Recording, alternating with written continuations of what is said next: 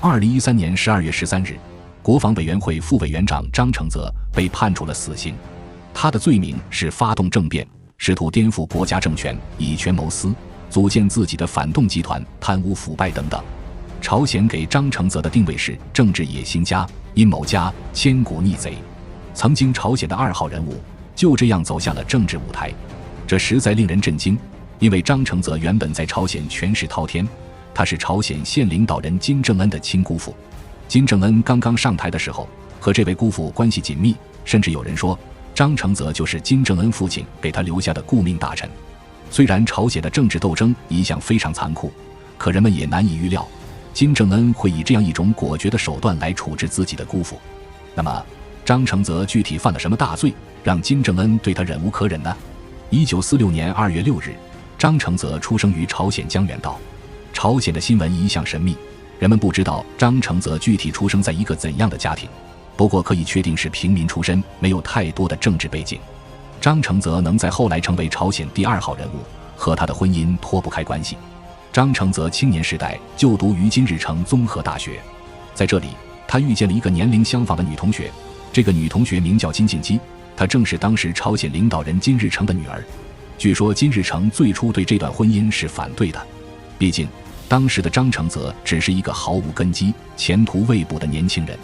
但是张承泽和金敬基之间毕竟两情相悦，更何况张承泽还年轻，在学校里成绩一向优异，并非没有优点。所以在拉扯了一段时间之后，金日成还是点了头。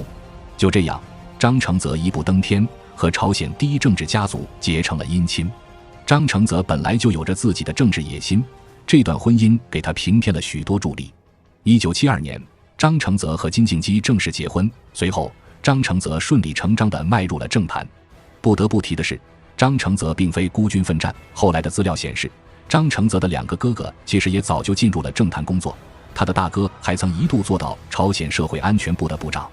正因如此，人们猜测纷纷，这场婚姻会不会是张承泽蓄谋已久呢？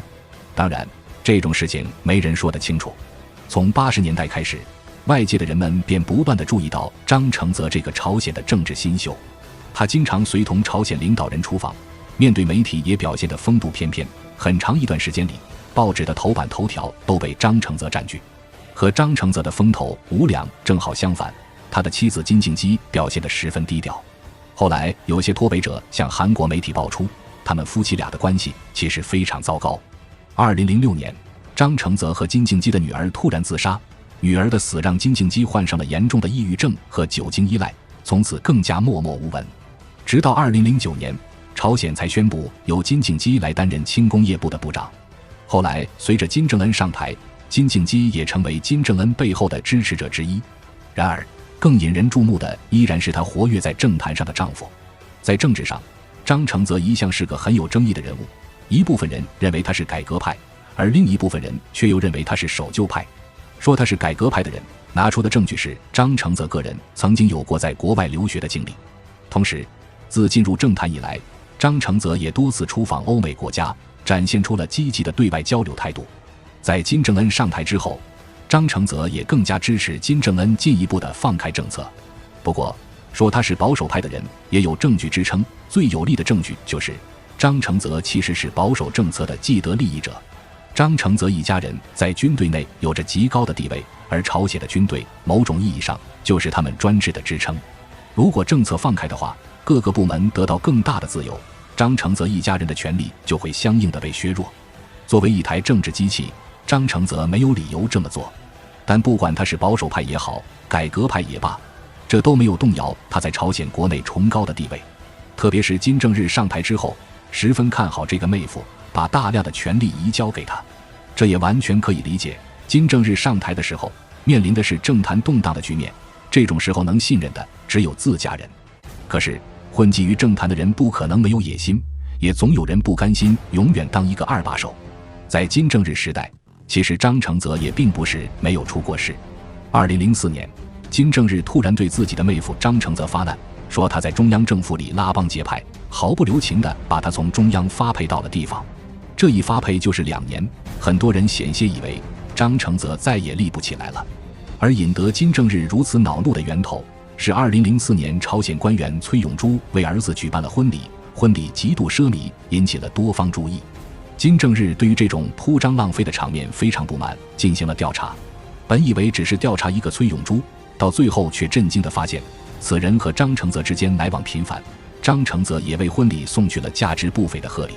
更严重的是，金日成根据调查结果推断，张承泽自己早就已经成为了一个小团体的核心，在他身后追随着包括崔永珠在内的一众高级官员。这还得了，不管张承泽当时有没有谋朝篡位的心思，但是这种组建小团体的行为已经真真切切地妨碍到了金正日的利益。所以哪怕从前在信任张承泽，这一刻金正日也想着要除掉他。当然说到底还是亲妹夫，加上张承泽明面上没有犯罪行为，因此金日成倒是没有伤他性命，只是把他赶出了权力核心。同时涉及此案的80多名官员都受到了集中调查，事情闹得很大。不过张承泽手里还有最后的政治筹码，那就是他的妻子金敬基。虽然两人感情薄暮已久，不过夫妻一体在政治上是一荣俱荣，一损俱损。金敬基不能眼睁睁看着丈夫沉沦至此，所以她反复地向哥哥求情。金正日对这件事情的态度其实非常摇摆，他手下能信任的人本就不多，张承泽离开之后更是少了臂膀。所以百般纠结之后，2006年金正日还是把张承泽重新召回了身边。这次回来，张承泽可是大不相同了。吸取了教训之后，他表现得更加忠诚谨慎，反倒比从前更加的不可替代。2010年6月，张承泽被任命为国防委员会副委员长、朝鲜劳动党中央委员会委员、人民军大将、劳动党中央政治局委员。金正日对张承泽表现出来了超乎寻常的信任。此时金正日的身体已经出现了一些状况，而他心目中的接班人其实只有一个，那就是自己的儿子金正恩。只是金正恩那个时候年纪太小，如果父亲骤然离世的话，他未必能够扛得起这副沉重的担子。所以金正日想要给儿子留几个心腹，张承泽就在名单之中，到底是亲姑父，总会向着自家人的。何况当时张承泽已经是实打实的二把手了，只要张承泽愿意追随金正恩，那么其他的政治矛盾不足为惧。本来金正日打算再花一段时间好好的培养儿子的政治嗅觉，也让儿子和张承泽这些政治元老打好关系。不过他没想到自己离世来得如此突然。2011年12月17日，金正日在视察的火车上突发心肌梗塞，不幸离开人世。不到30岁的金正恩仓促地接手了父亲留给他的江山。张承泽的地位进一步的提升，他与妻子金敬基成为了当时金正恩身边最亲密的人。甚至韩国媒体在报道此事的时候，直接用摄政王3个字来称呼张承泽。这是张承泽权力的巅峰，不过却也是他走向毁灭的开始。金正恩这次接班同他的父亲当年一样，并不太平，永远都有人觊觎领导人的宝座。所以金正恩上台之后，立刻开始了大规模的肃清行动，负责为金正恩冲锋在前的自然就是他最信任的姑父张承泽。多年来张承泽一直和军队保持着密切的联系，所以他做起这种事情来得心应手。金正恩的政敌一个接一个的被铲除，当然张承泽的地位也得到进一步的巩固，曾经反对他的人如今噤若寒蝉。金正恩对于姑父的工作大概是满意的，随后张承泽的排场越来越大。到了2013年初，张承泽在中央军事委员会中的排位已经是第1了，但人们也很快注意到张承泽变得越来越放肆了。过去他恭恭敬敬地跟在金正日身后，那是因为于公金正日是比他资历更深的领导人，于私他也应当叫金正日一声兄长，没有任何僭越的理由。但现在他面对的是比他低了1辈的金正恩，在所有人的眼里，金正恩都是一个凭借父亲扶持上位的领导人。他在政治上的经验太过浅薄了，所以没有人相信他能稳住局面。正因如此，许多元老都开始蠢蠢欲动，张承泽也不例外。更不用说金正恩还偏偏给了他过分的信任以及权力。张承泽愈发的飘飘然，在公开场合他也全无往日的恭敬。朝鲜媒体还注意到，在4月份的参拜活动上，张承泽竟然抢在金正恩前面把动作做完了。另外在7月份的阅兵仪式上，这样一个严肃的场合，金正恩满脸肃穆，但是张承泽竟然毫不避讳地在主席台上走来走去，与人谈笑。这是明明白白的在挑战金正恩的权威。张承泽那时大概还以为自己作为托孤重臣，金正恩一个年轻人根本没办法把自己怎么样，而且他或许真的生出了取而代之的心思。金正恩的继承权是有争议的，虽然他的父亲受益于他，可是政治上的事并不全由金正日一人做主。有很多人觉得应该推举一个更成熟的领导人上位，张承泽无疑是一个很合适的人选。或许在金正日的时代，张承泽不敢作此妄想，但现在金正日已经不在了，能够压制张承泽的人没有了。张承泽便也时常流露出这样的意思，认为如果不是吃了血缘上的亏，自己完全可以成为一个比金正恩更好的领导。其他的事情尚且可以容忍，但一旦生出这样的想法，就等于自取灭亡。张承泽这样的态度是不可能瞒过金正恩的眼睛的。很显然，张承泽忽略了他的这位后辈金正恩没有他想象的那么无能。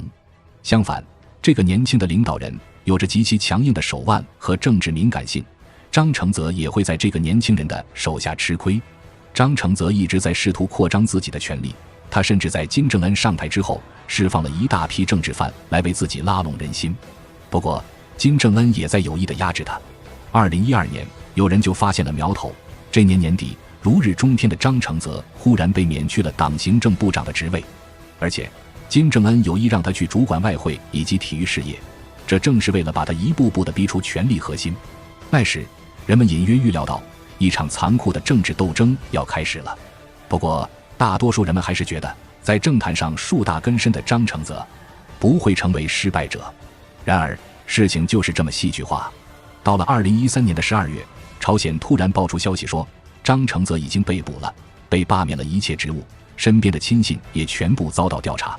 这顿时吸引了全球关注，无数媒体想要争个头条。然而朝鲜封锁了消息，只宣告了庭审结果。张承泽到底是怎么失败的？他到底是真的阴谋夺权，还是说这是金正恩扫除异己的借口呢？关于这一切已经没有答案了，人们只知道又一个铁腕领导人在朝鲜诞生了。金正恩终于确立了自己的权威，在他的时代，朝鲜会走向何处呢？这是件值得期待的事。